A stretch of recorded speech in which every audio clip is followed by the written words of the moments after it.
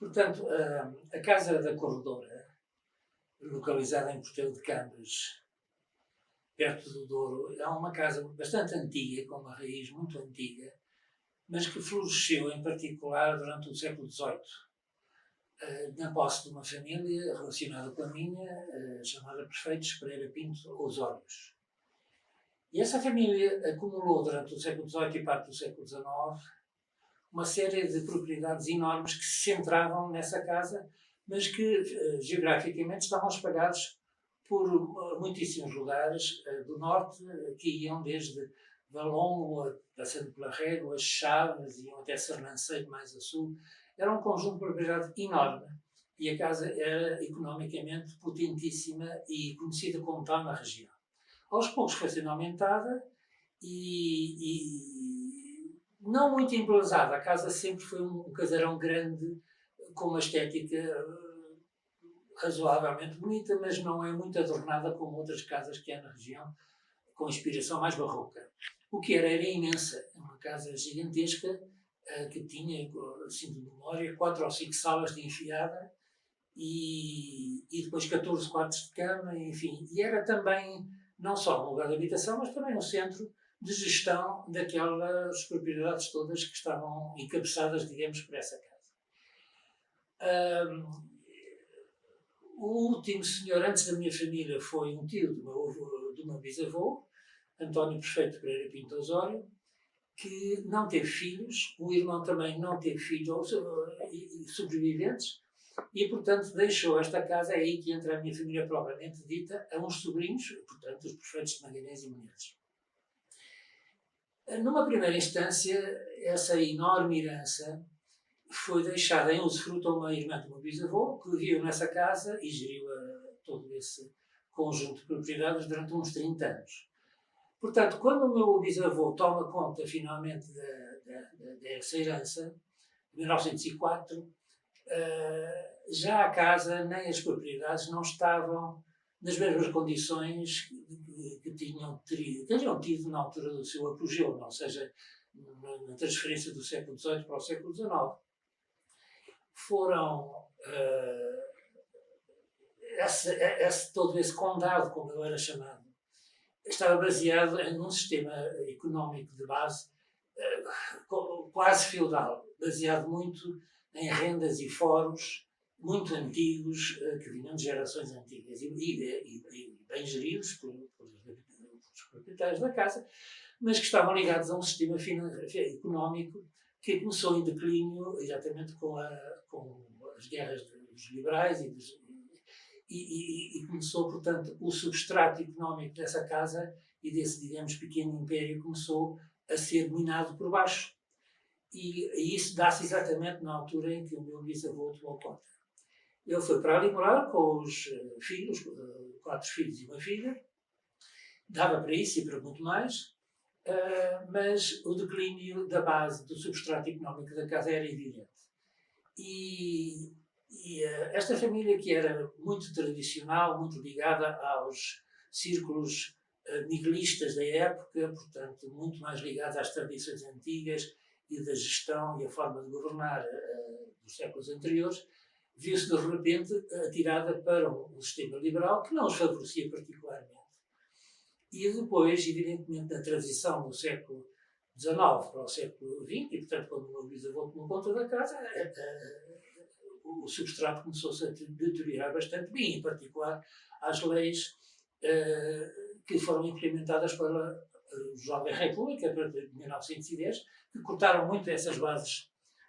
de financiamento e de económicas. Portanto, há ali quase que um doce declínio, não direi que faltava dinheiro, mas era futuro. As pessoas tinham a absoluta sensação de que estava em transição, havia uma crise, não só política, como económica e como histórica, e que estava a se refletir, naturalmente, nessa imensa casa, que devido à sua imensidão e à sua grandiosidade, ela estava magnificamente bem decorada e mobilada,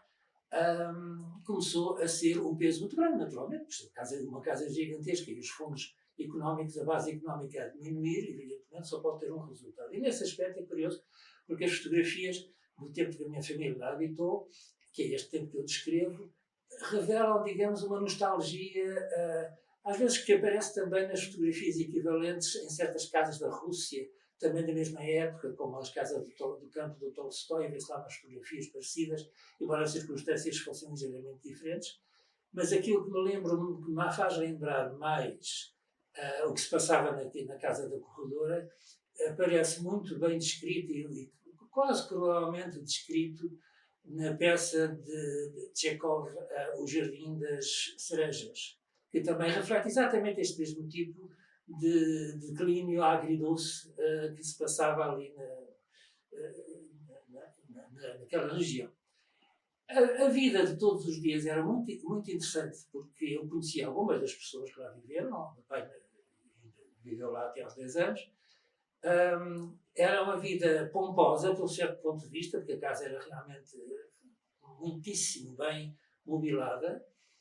e vinha descrita por o Sr. Pino Leão nas suas Portugal Antigo e Moderno, em detalhes sobre os móveis e o que havia na casa, etc. Mas também em grande comunhão com a população local e as pessoas que os serviam e os que os serviam em casa e nas terras que estavam ali adjacentes. E isso mostra-se também nesta exposição fotográfica, porque a maioria das fotografias nem são propriamente de pessoas da família, mas de pessoas que eles consideravam importantes para eles e que eram pessoas relativamente modestas, mas que faziam parte da sua vida do dia a dia. Havia também aspectos mais formais, digamos, havia recepções grandes, havia casamentos, havia batizados, essas coisas todas dadas com uma certa pompa. Eram pescadas muitas trutas no rio, porque vinham de fornecer depois esses banquetes que lá se passavam. Mas é curioso ver, por exemplo, na minha tia-avó Maria, que casou lá, a festa foi uma festa de intimidade, ali na casa e na capela que está perto. Mas todo o dia anterior foi passado a receber vários funcionários da quinta e da casa, pessoas relativamente modestas, que lhes vinham trazer ao casal, ao novo casal, os seus presentes, sejam eles farinha, há batatas, há farinha, há frutos, há várias coisas, e trazer-lhes poemas. E, portanto, foi muito mais do que a pompa, digamos, que seria associável a um casamento naquela casa. Foi realmente, tolerantemente, muito mais terra a terra e com muita afeição para o pessoal daquela casa, etc. Mas também havia coisas mais luxuosas. Havia também um automóvel extraordinário que aparece nas fotografias, que, para quem conhece a Casa da Corredora, ela está colocada num outeiro alto, mas, enfim, a aldeia de Campos está um bocadinho mais abaixo e há uma subida relativamente íngreme para chegar lá à casa. Mal pavimentada nessa altura, com certeza, e esse carro, onde embarcava toda a gente, tinha que estar, todos com os seus capacetes e óculos, etc., a subir para a corredora, nessa estrada que indiquei, não avançava. Não tinha poder suficiente com estas pessoas todas lá dentro, até que descobriram que a marcha atrás, sim. Porque a velocidade de marcha atrás era mais potente que as outras. E então o carro era assim que subia, com as pessoas dignatárias todas lá dentro, mas tudo em marcha atrás, o que resultava em vários acidentes com animais que não estavam habituados à passagem daqui. Portanto, há